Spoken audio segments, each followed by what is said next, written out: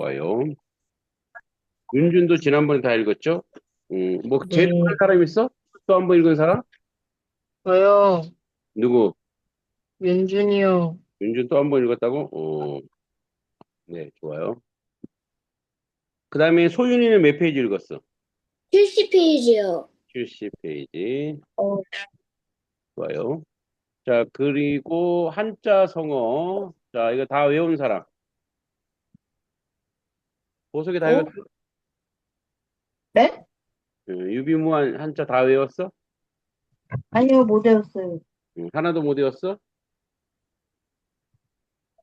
네. 그게 뭐 아니요? 유비무한. 그리고 소윤이는, 저요? 음, 거기서, 거기에, 못 외웠어? 저 그게 뭔지 모르는데. 한자 올려줬는데, 외우라고. 그럼 못 음. 외웠고, 하진이는, 어디가 말하고. 하진이. 한자 다 못했어요. 뭐 외웠어? 한자 다 못했다고요. 다 못했다고? 윤주는, 네. 네? 한자. 안 외웠어요. 요즘 뭐 휴가 기간이라 다들 안 하시는구만. 자, 한자 못 외운 사람 전부 다 못 외웠죠? 네. 네, 이거를 10번씩 써서 나한테 보여주면 점수를 100점을 주겠어요. 음. 네, 10번씩 써서, 그러니까 오늘 수업 끝나고 오늘 내로 하는 거야. 10번씩 써서 저한테 찍어서 보내는 사람은 100점을 추가로 드릴게요. 알았죠? 음. 100점을 안 받을 사람은 그냥 안 써도 되고요. 오케이? 네, 받는 게 낫죠. 받는 게 나아요. 자, 한자 암기를 못한 분은 10번 써서 인증하면 100점 드립니다. 써놓게. 그리고 네. 한자를 이렇게 올려드릴게요. 선생님, 네, 그 엄마가 저한테 이 한자를 안 보여줬어요. 그랬어요. 그러면 지금 하면 되겠네, 오늘. 제가 한자 이렇게 보내줄게요. 원래 여기 네. 한자 이렇게 있으니까, 네, 한자 이렇게 있는데 올려드릴게요. 자, 그 다음에, 자, 그럼 이제 퀴즈 하겠습니다. 퀴즈. 지명과 지리, 재미있는 상식 퀴즈 하겠습니다. 자, 그러면,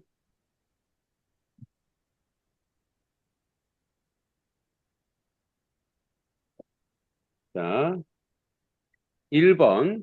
세계에서 가장 큰, 지난번 한번 한 것 같은데, 세계에서 가장 큰 사막 이름은, 자, 보석이. 남극, 뭐라고? 남극. 사막 이름이 남극이야? 남극도 사막 아니에요? 남극은 사막 아니죠. 얼음인데. 사하라인가? 음. 소윤이, 소윤이. 네? 세계에서 가장 큰 사막 이름은 저도 남구 사막인데요? 남극 사막이라고? 네. 음, 사막이 남극이, 남극은 사막이 아니죠. 사막은 모래죠, 모래. 자, 하진이. 세계에서 가장 큰 사막 이름은 사하라 사막. 사하라 사막입니다. 응? 사하라 사막. 자, 그 다음에 윤준. 한반도 최남단에 위치한 섬은 응. 마라도. 마라도입니다. 다시 보석이. 프랑스의 수도는 파리, 파리. 소윤이. 네? 어, 세계에서 가장 높은 산은 에베레스트 사진이요. 에베레스트 산. 하진이. 아프리카 대륙을 남북으로 가로지른 강의 이름은 나일강. 나일강. 윤준, 일본의 수도는 쉽다. 도쿄. 도쿄. 보석이, 네. 미국 뉴욕에 있는 유명한 공원 이름은? 공원 이름이요? 네. 세계에서 처음, 센트럴 파크? 센트럴 파크, 오케이. 소윤이, 네. 바다와 가장 멀리 떨어진 나라, 중앙아시아에 있는 나라 이름은? 키르기스스탄. 맞습니다. 키르기스스탄. 오, 잘하네.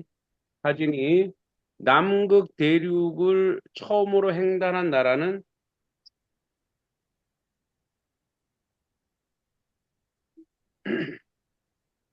하진이, 남극 영국, 아닙니다.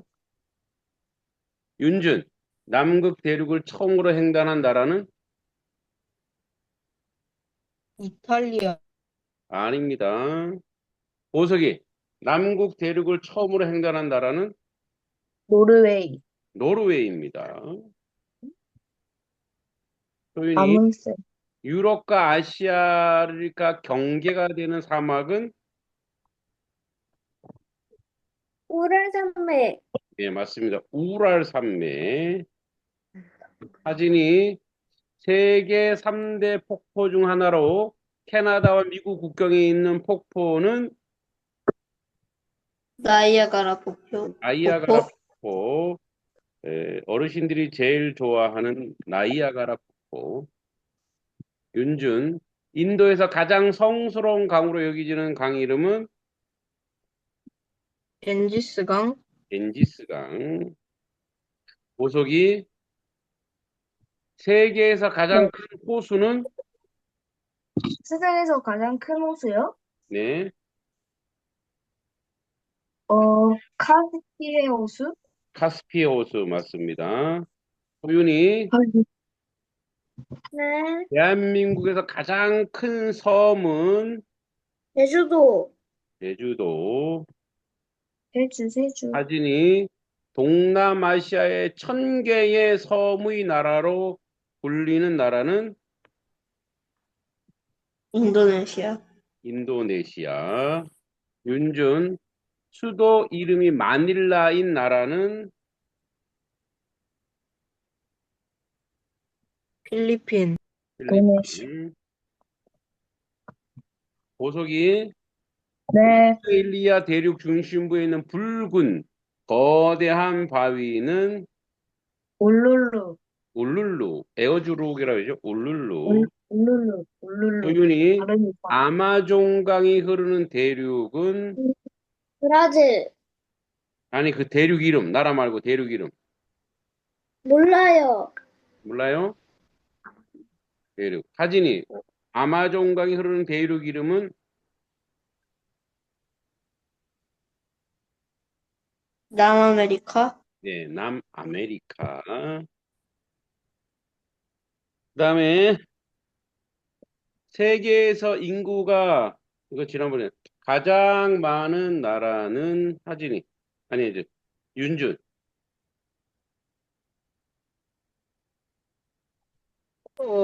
인도. 인도. 자,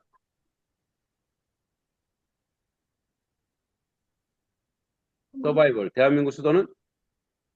프로. 보석이. 윤준. 보석이 어디야? 서울. 서울. 예, 오케이. 됐고요.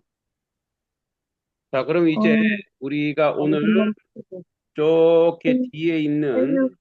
소설을 해보겠습니다. 안 한 부분인데 작가와 작품을 해보겠습니다. 자, 다음 주는 이제 독서 퀴즈 날이죠. 자, 왜요? 오늘 할 것은 밀회라고 하는 소설인데 누구냐? 바로 이반 투르게네프의 소설 밀회입니다. 자, 그럼 이반 투르게네프가 어떤 분인지 우리가 한번 영상으로 보겠습니다. 이반 투르게네프. 이 이반 투르게네프도 되게 유명한 작가인데 러시아 작가입니다. 이반 투르게네프. 자, 이반 러시아 작가 이반 투르게네프. 이반 투르게네프 이제 우리가 오늘 배운 첫사랑인데 이게 미래가 그 첫사랑에 대한 이야기예요. 근데 이거는 2시간짜리인데 투르게네프. 어이구 투르게네프가 다 기네. 짧은 게 없네. 이반 투르게네프 이거 몇 분짜리일까? 오케이. 4분짜리 보겠습니다. 잠깐만 공유해 줄게요.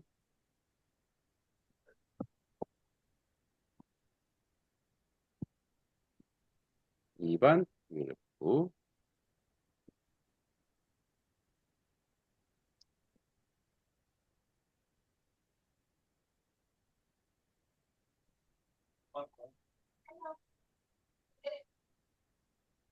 안녕하세요. 작가와 문학에 대해 소개하는 써니제이입니다. 유익하시다면 구독과 좋아요 눌러주세요. 오늘의 작가는 이반 투르게네프입니다. 이반 세르게비치 투르게네프는 1818년 10월 28일 러시아 중부 오뇰에서 태어났습니다. 귀족 가문인 그는 아버지가 육군 군대 대령으로 퇴직하고 스파스코이의 마을로 이주함에 따라서 유년 시절의 대부분을 이 시골 마을에서 보냅니다. 그래서 광활한 초원과 아름다운 자작나무 숲을 마음껏 감상하고 즐기며 자랍니다. 그런데 오륜에는 아름다운 자연 환경만 있는 것은 아니었습니다. 가혹한 농노 제도가 있었는데 투르게네프의 어머니는 농노들을 물건처럼 팔아버리고 가혹하게 대했습니다. 이는 투르게네프에게 상당히 큰 마음의 상처로 남았습니다. 오륜의 아름다운 자연 환경에 대한 사랑과 농노 제도에 대한 증오는 투르게네프가 창작을 하는 데 있어서 중요한 뿌리가 됩니다. 1836년 페테르부르크 대학 문학부 철학과를 졸업합니다. 1838년 베를린 대학에 유학해 스탄케비치, 바쿠닌 등 진보적인 러시아 지식인들과 사귀며 해겔 철학, 역사, 고전어를 연구합니다. 1841년 서유럽 자유사상의 동경자가 되어 귀국합니다. 그 후 서구파에 출입하며 문학 활동을 시작했고 벨린스키 게르첸 등을 사귀었습니다. 1843년 내무성에 근무하면서 처녀적인 서사시 파라샤를 발표합니다. 계속해서 희곡과 중편 소설을 썼으며 1847년 잡지 동시대인의 단편 스케치 호리와 카리누치를 발표해 독자적인 지위를 획득합니다. 1852년 당시의 가장 큰 사회 문제인 농노제도를 공격한 소설 사냥꾼의 일기를 발표해 정부로부터 비난을 받습니다. 사냥꾼의 일기에서는 농노제를 지적한 소설 비르크도 담겨 있습니다. 그 후 고골리에 대한 추도문이 말썽을 일으켜 당국으로부터 추방 명령을 받고 감금당합니다. 그로 인해 그의 위치는 더욱 굳어지게 됩니다. 그는 계속해서 루딘, 귀족의 집, 전날밤, 첫사랑을 발표합니다.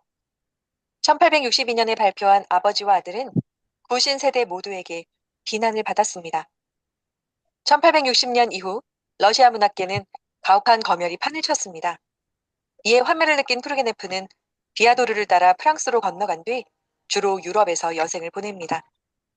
그는 플로베르, 에밀 졸라, 모파상, 빅토르 위고, 헨리 제임스와 같은 유럽의 작가들과 교류하면서 푸시킨, 고골 등 여러 작가들의 작품을 번역해 유럽에 소개하기도 합니다.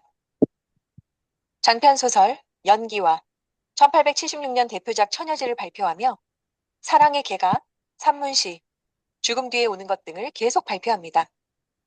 그래서 러시아뿐 아니라 서유럽까지 열렬한 반향을 일으킵니다. 1883년 투르게네프는 프랑스 센 강변의 작은 마을에서 생을 마감합니다. 그의 유해는 유언에 따라 러시아로 옮겨져서 페테르부르크 볼코프 묘지에 안장됩니다. 네. 자, 투르게네프가 이제 어떤 사람인지 우리가 살짝 봤죠. 그래서 이 작가는, 뭐랄까, 그 시대 가운데 아픈 면, 그러니까, 아까 뭐라 했어요? 그러니까 노예가 있는 거, 노예를 팔아넘기는 것에 대해서 불편했어요. 그죠? 여러분들도 이제 집에서 애완견이나 이런 게 뭐 이렇게 만약에 뭐 어디로 떠나거나 죽으면은 되게 슬프죠. 그런 것처럼 이 투르게네프도 되게 슬픈 그런 아픈 이제 추억을 가지고 있는 거예요. 그래서 이 오늘 그 단편 소설 미래는 바로 그런 남녀의 뭐 사랑에 관한 만남과 이별이지만 뭐랄까 러시아 농촌 사회의 현실과 인간의 삶의 부조리. 부조리란 말이 뭐냐면 부조리란 말은 어, 좋지 못한 것. 그다음에 이 있어서는 안 될 것. 뭐 이런 것들이야. 그러니까 이런 것들을 비판하고 있죠. 그래서 이것은 바로 어, 주제가 러시아 농촌 사회 현실을 비판합니다. 그래서 귀족과 농노 신분 차이가 있고 귀족 사회의 속물 근성은 뭐냐면 귀족들이 자기밖에 모르는 거야. 남을 인정해주지 않는 거야. 그런 것들을 비판하고 있고 또 남녀의 짧은 만남과 비극적 이별은 뭐냐면 덧없는 사랑과 이별의 비극을 얘기해. 그러니까 원래 사랑이라고 하는 건 고귀하고 가치 있는 건데 이 사람은 그냥 한번 그냥 내가 좋아했다가 그냥 버리고 이런 모습을 통해서 그런 비판을 하고 있고 여기 이제 이런 말이 있어요. 좀 어렵지만 인간관계 불확실성. 이게 무슨 말이냐면 인간은 영원히 마음이 똑같지 않아요. 그죠? 여러분들도 어떨 때는 기분 좋고 어떨 때는 기분 나쁘고 어떨 때는 짜장면 먹고 싶고 어떨 때는 짬뽕이 먹고 싶고 그럴 때 있어요, 없어요? 있죠. 있죠. 그게 바로 인간의 감정의 부조리예요, 부조리. 왜냐하면 인간은 똑같지가 않아요. 왔다 갔다 왔다 갔다 한다는 거예요. 그러니까 그런 갈등을 이야기하고 있고, 그렇지만 자연과 인간이 조화를 이루어야 된다 이런 얘기예요. 그래서 요 이제 우리가 요 밀해에 관한 이 소설을 또 한번 영상으로 한번 보겠습니다. 밀해. 잠깐만요.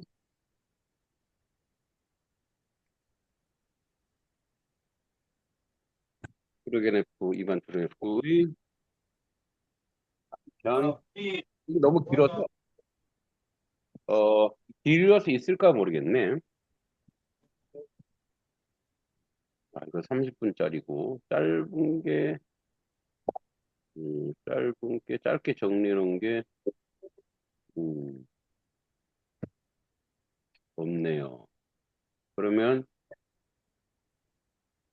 작가는 나오고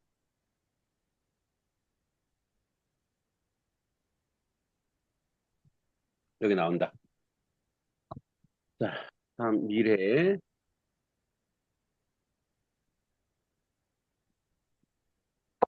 공유해 줄게요.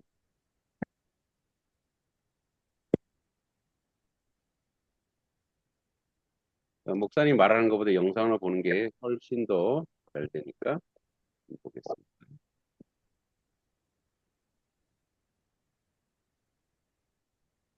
좀 빠르게 볼게요. 소개와 단문 요약 살롱이에요. 오늘은 한 처녀를 사이에 둔 아버지와 아들의 삼각관계를 이야기해드릴게요. 이 이야기는 19세기 러시아 문학을 대표하는 작가 이반 투르게네프의 소설 첫사랑이에요.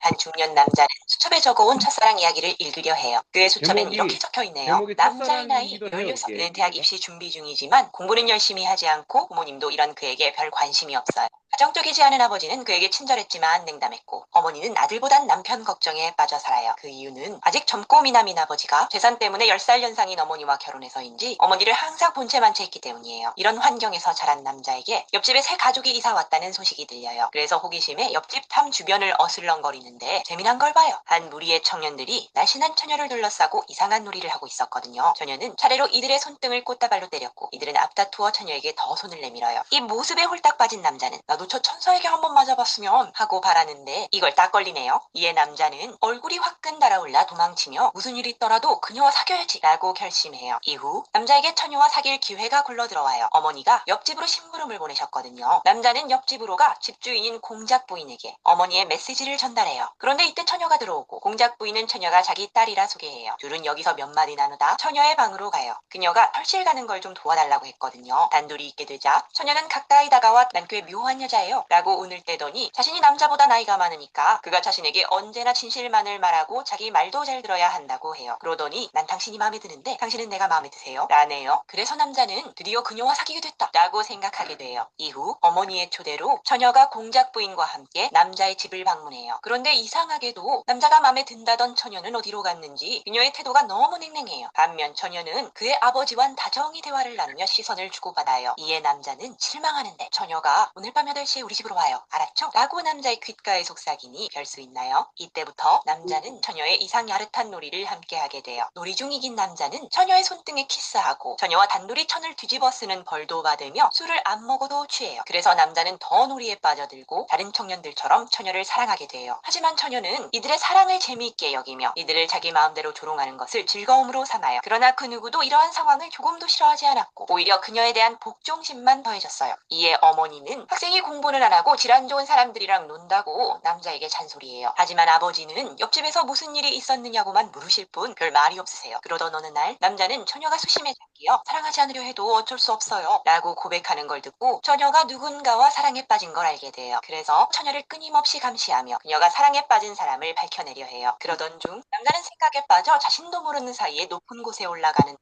이를 본 처녀가 자신을 사랑한다면 그곳에서 뛰어내려 보라고 했고 남자는 그 말을 따르며 순간 정신을 잃어요. 그가 기절한 사이 처녀는 자기 입이 방정이라며 남자에게 키스하는데 그가 깨자 또 차갑게 돌아서요. 이 사랑의 증명에도 처녀가 별 반응이 없자 남자는 실망하며 산책하는데 처녀가 그의 아버지와 함께 말을 타고 달리는 광경을 목격해요. 이후 오랫동안 처녀는 아팠고 완전히 다른 사람이 되어갔어요. 이에 남자는 처녀가 이렇게 변한 건 사랑에 빠졌기 때문이다 라고 생각하고 질투와 분노에 사로잡혀 칼을 준비해요. 그리고 매일 칼을 갈다가 처녀가 그 죽일 놈과 정원에서 만난다는 사실을 알게 돼요. 그래서 어둠 속에서 기다리는데 이 죽일 놈이 아버지란 걸 확인하고 칼을 떨어뜨려요. 이후 발신자가 안 적힌 한 편지가 집에 도착하고 부모님은 크게 싸워요. 그리고 남자는 부모님과 함께 다른 곳으로 이사가요. 그런데도 아버지는 날마다 말을 타고 밖으로 나갔고 하루는 이런 아버지를 남자가 따르다가 또 못 볼 꼴을 봐요. 아버지가 처녀와 몰래 만나고 계셨거든요. 둘은 대화 중 뭔가 의견이 안 맞는 듯 했는데 갑자기 처녀가 아버지께 한 손을 내미니 아버지가 채찍으로 그녀를 내리쳐요. 맴매 맞은 처녀는 아픈지 몸을 부르르 떨며 묘한 시선으로 아버지를 뚫어져라 쳐다보고 벌겋게 달아오른 부위에 입을 맞춰요. 이 광경에 남자는 닭똥 같은 눈물을 떨어뜨리며 그러면 이것이 바로 사랑이란 말인가? 라고 생각하게 돼요. 2달 후 남자는 대학에 입학했고 그 후 반년 뒤 아버지는 허망하게 졸도로 급사해요. 아버지가 돌아가시기 직전 남자에게 편지 한 장을 남기는데 편지에는 아들아 여자의 사랑을 두려워해라. 그 행복과 독을 두려워해라 라고 적혀 있었어요. 그로부터 4년 뒤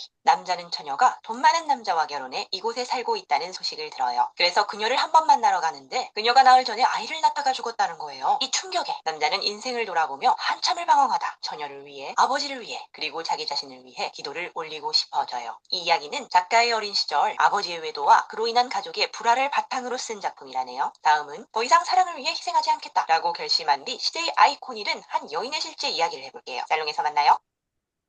자, 이게 여러분들에게 이제 어려울 수 있는 얘기인데 어떻게 보면 내가 이 16살의 젊은 청년이 어떤 여자를 좋아하는데 그 여자는 자기 아버지도 좋아요. 아버지도 좀 젊었거든요. 엄마에 비해서. 근데 처음엔 몰랐어. 근데 질투를 했는데 나중에 아버지야. 자, 이거는 무슨 말을 얘기해? 아버지가 나중에 쪽지를 남기죠. 사랑은 더덥다. 이거는 여기서 얘기하고 있는 사랑과 이별의 비극을 얘기하면서 동시에 뭐야? 사랑이 더덥다는 거. 인간의 감정이 더덥다라는 걸 얘기해요. 좀 여러분들에게 어려운데 사람의 감정이라고 하는 것은 덫이 없기 때문에 너무 이렇게 하나에 매몰되지 말아라. 하나에 창념하지 말아라. 그런 얘기를 하고 있어요. 자, 그래서 요거 요거를 문제와 답을 올려줄 테니까 요거를 여러분들이 보고 다음에 또 하면 될 것 같아요. 그 다음에 이제 토마스 하디라는 사람이에요. 토마스 하디. 요거는 영상 안 보고 바로 할게요. 토마스 하디는 영국 사람이에요. 시인이자 소설가예요. 자연과 인간의 삶의 관계를 비극적으로 묘사하는 작품을 남겼다. 그래서 작품 아내를 위하여는 욕심 때문에 친구의 남자를 빼앗고 결국 남편과 아이들을 위험에 처하게 되는 여인의 이야기로 인간의 욕망이 그로 인한 비극. 인간이 욕심을 내면 인간이 욕망이 많으면 그게 항상 비극이 온다는 거예요. 여러분들도 이렇게 혹시 친구 중에 욕심 많은 친구들이 보여요, 안 보여요?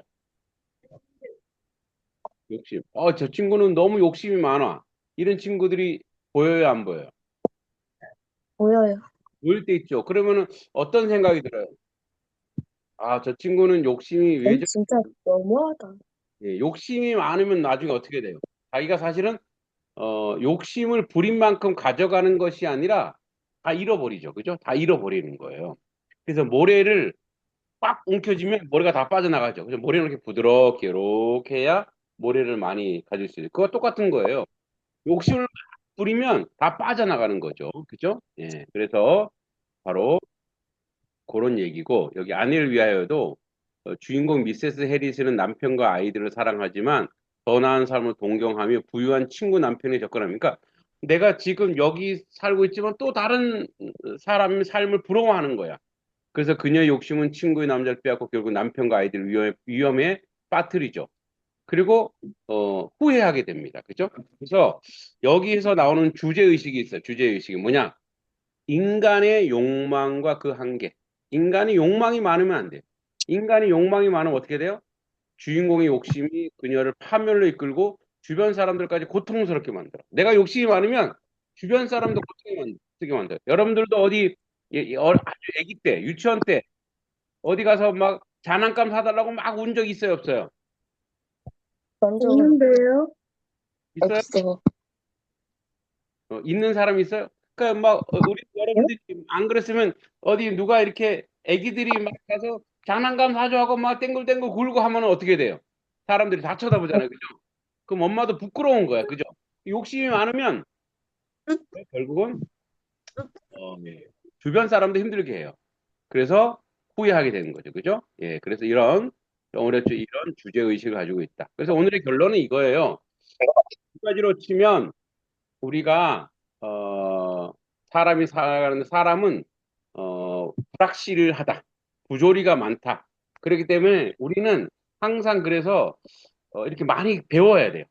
많이 공부해야 돼요. 그래서 이 뭐랄까 책도 많이 보지만 사람들과의 관계 속에서 책을 통해서 선한 삶을 살 수 있어요. 독서를 통해서. 어, 목사님도 만약에 욕심 많은 사람이었다면 아마 여러분들과 공부 안 할 것 같아. 그냥 어디 가서 놀고 이 밤에 막 놀겠죠. 근데 뭐야? 책도 읽고 생각을 많이 하다 보니까 그래 네가 올바르게 사는 건 이런 삶이야. 저는 이렇게 여러분들 같이 공부하고 또 낮에는 아까 2시부터는 또 우리 독수리반 하고 9시부터 또 6시까지 또 공부하고 응? 그죠? 이렇게 자꾸 공부하는 게 이게 목사님 행복해요. 즐겁고 여러분 책 읽는 게 그죠? 그러니까 자꾸 책을 읽다 보면은 자기보다도 남을 위해서 살아야지 이런 욕심이 아니라 남한테 주는 연습을 많이 하게 되죠. 또 우리 토마스 하디 얘기도 욕심을 많이 내면 어떻게 돼요? 잊어버린 거예요. 욕심을 내는 순간 다 무너지는 거예요. 여러분들 이러한 어떤 그 삶을 잘 배우는 오늘 시간 되고 여기 다음 주 한자성어 청출어람 만약에 못 외우겠다면 10번씩 써갖고 제출하면은 100점을 줄 테니까 10번씩 쓰요. 외우면 300점이에요. 그러나 쓰면 100점 줄 테니까 그렇게 하시기 바랍니다. 자, 오늘 여기까지 하겠습니다. 축제 올려드릴게요. 안녕. 아, 안녕히 계세요. 네. 안녕히 계세요.